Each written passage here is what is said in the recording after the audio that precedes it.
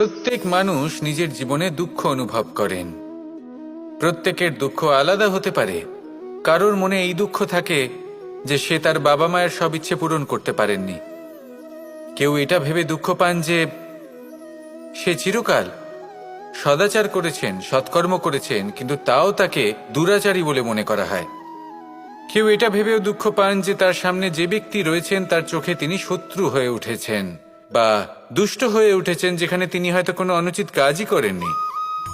এবার এই সমস্ত বিষয় নিয়ে ভেবে নিজের ব্যক্তিত্ব নিয়ে সন্দেহ প্রকাশ করবেন না। যদি নিজের ব্যক্তিত্ব নিয়ে কোনো সন্দেহ থেকে থাকে, তাহলে কর্ম সংক্রান্ত প্রশ্ন করুন যে আপনি যা করেছেন তাতে কি উচিত ছিল, কি অনুচিত ছিল। যেটা প্রয়োজন সেটা এটা বোঝার যে আপনার অন্তর্মন, আপনার বিবেক আপনাকে কি বলছে, আর আপনার অন্তর্মন আর আপনার বিবেক আপনাকে যেটা করতে বলবে শুধু সেটাই করুন।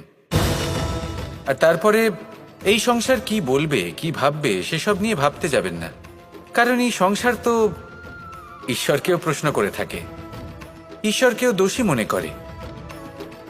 কখনো কখনো যখন কোনো ঘটনা মানুষের ইচ্ছা অনুযায়ী ঘটে না, তখন মানুষ এটা বলে যে হে ঈশ্বর, আপনি আমার পাশে থাকলেন না, আপনি বড়ই কঠোর, এটা আপনার দোষ।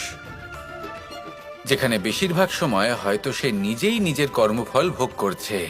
আর কখনো কখনো ঈশ্বর হয়তো তার জন্য আরো ভালো কোনো পরিকল্পনা করে রেখেছেন, কিন্তু মানুষ সেটা বুঝতে পারে না। তাই দিনের শেষে যেটা প্রয়োজন সেটা হলো নিজের মনের কথা বুঝতে হবে। আপনার বিবেক কি বলছে শুধু সেটাই করুন, আর সামনে এগোতে থাকুন। আমার সাথে ভালোবেসে বলুন, রাধা রাধা।